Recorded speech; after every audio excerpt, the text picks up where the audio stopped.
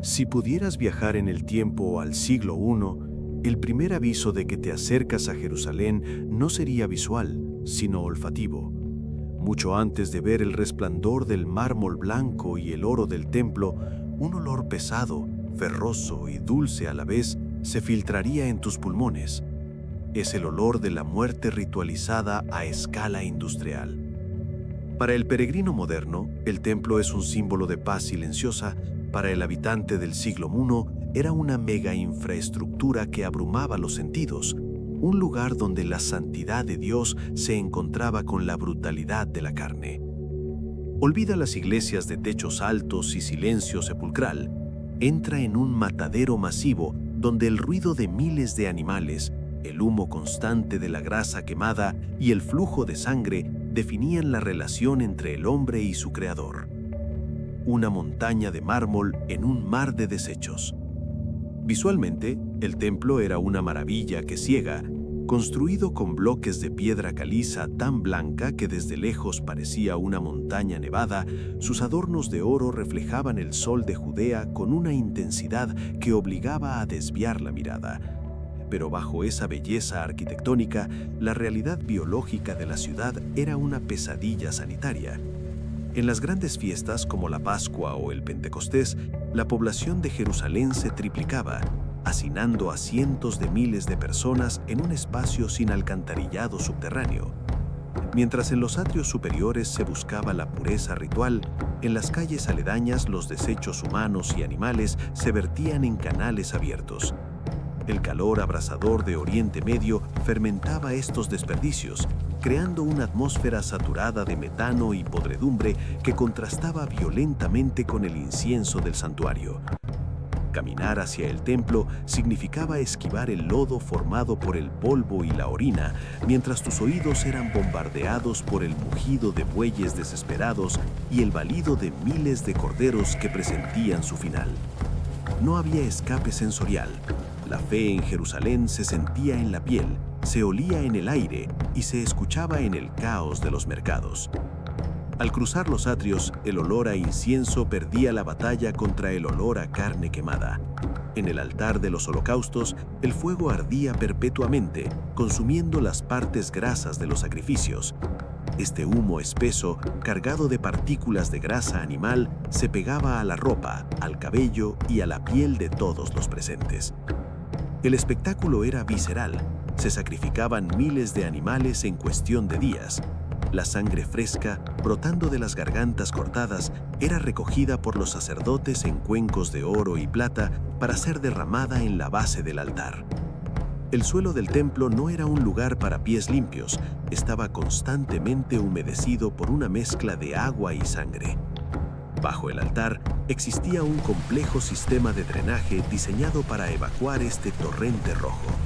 Los canales vertían la sangre hacia el valle del Quedrón, tiñendo el arroyo de un carmesí oscuro. Para el observador, ver el río Rojo no era solo una curiosidad geográfica, era un recordatorio visual y constante del costo del perdón, la vida de un inocente por la rebelión del hombre. Si el olor era una bofetada, el sonido era un asalto. El templo de Jerusalén no era un santuario de meditación silenciosa, era el centro financiero y logístico más ruidoso del Mediterráneo oriental. Al entrar en el atrio de los gentiles, el espacio más externo y vasto, el visitante era recibido por un estruendo ensordecedor, la sinfonía del mercado. Aquí, la religión se encontraba con la moneda de forma cruda. Miles de peregrinos llegaban de todo el mundo conocido, Roma, Alejandría, Babilonia, trayendo consigo monedas con la efigie de emperadores o dioses paganos, consideradas una blasfemia dentro del recinto sagrado. Para comprar el animal del sacrificio, el peregrino debía pasar obligatoriamente por las mesas de los cambistas. El tintineo constante del metal contra la piedra, las discusiones a gritos sobre las tasas de cambio y el regateo agresivo creaban un ambiente de bazar árabe, no de catedral.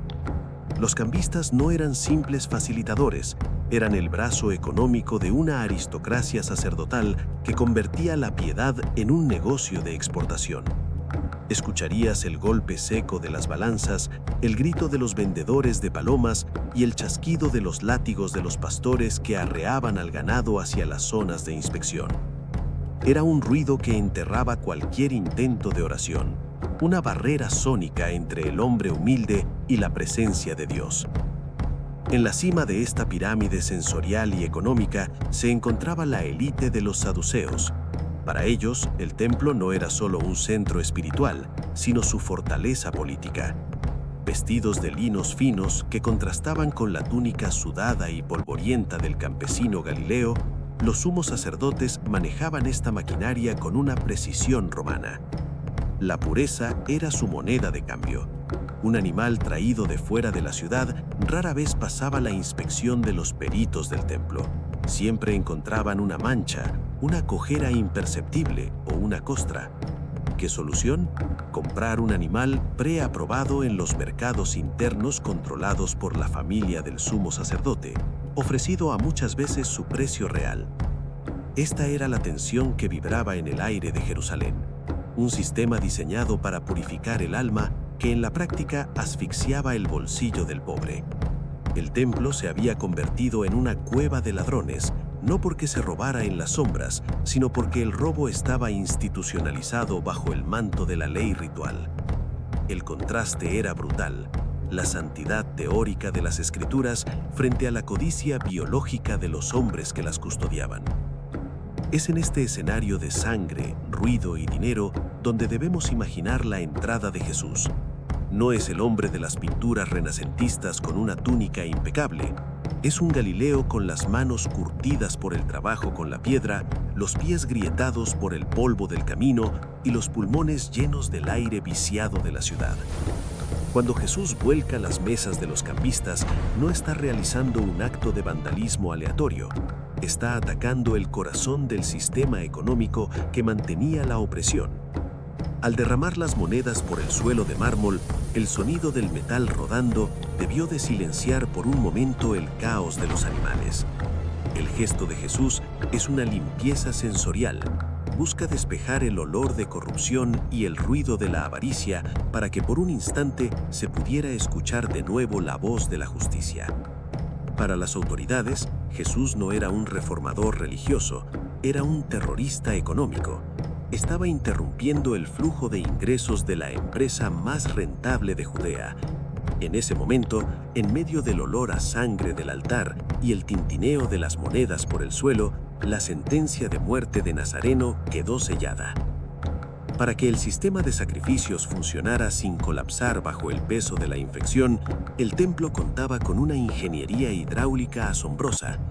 Jerusalén está construida sobre roca caliza y bajo el monte del templo los arqueólogos han descubierto vastas cisternas y canales. El agua era el agente purificador, pero no en el sentido espiritual que imaginamos, sino en uno crudamente práctico. Tras cada sacrificio, los sacerdotes debían lavar los atrios. Imagina la escena. El agua brotando de las fuentes se mezclaba con la sangre de miles de corderos, creando un río espeso y rosáceo que fluía hacia el exterior a través de sifones de piedra. Este río de sangre no era una metáfora, era una corriente física que bajaba por la ladera del monte del Quedrón, alimentando la tierra del valle del Quedrón. Los campesinos de los alrededores pagaban por el derecho de usar este lodo rico en hierro y nutrientes como fertilizante para sus campos. La muerte en el templo literalmente alimentaba la vida en los huertos de Jerusalén. Para el judío del siglo I, el pecado no era un concepto abstracto, tenía un peso biológico. Cuando un pecador traía un animal, no se limitaba a entregarlo. Debía poner sus manos con fuerza sobre la cabeza de la criatura, el ritual de la semillá. En ese contacto físico, el hombre sentía el calor del cuerpo del animal, escuchaba su respiración agitada y sentía el latido de su corazón bajo la lana. En un instante, el cuchillo de pedernal o bronce cortaba las arterias carótidas. El animal se desplomaba. El calor de la vida se transformaba en la rigidez de la muerte frente a los ojos del oferente. Este era el contraste brutal. La santidad de Dios exigía una vida para cubrir la rebelión humana. El olor a hierro de la sangre fresca que salpicaba las vestiduras del sacerdote era un recordatorio somático. Esto debería ser yo. La fe no era un sentimiento, era un evento físico, sangriento y costoso. Aquí es donde la historia da un giro teológico sísmico. Cuando Juan el Bautista señala a Jesús y dice, «He aquí el Cordero de Dios que quita el pecado del mundo», el público no pensó en una imagen tierna de un cordero blanco en un campo de flores. Su mente voló instantáneamente a los atrios del templo, al olor a carne quemada, al ruido de los cuchillos y al río de sangre del Quedrón. Jesús entra en Jerusalén en la misma semana en que miles de corderos pascuales son introducidos por la puerta de las ovejas. Él, al igual que los animales del sacrificio, es inspeccionado por las autoridades durante 3 días de interrogatorios en el templo. No encuentran mancha en él,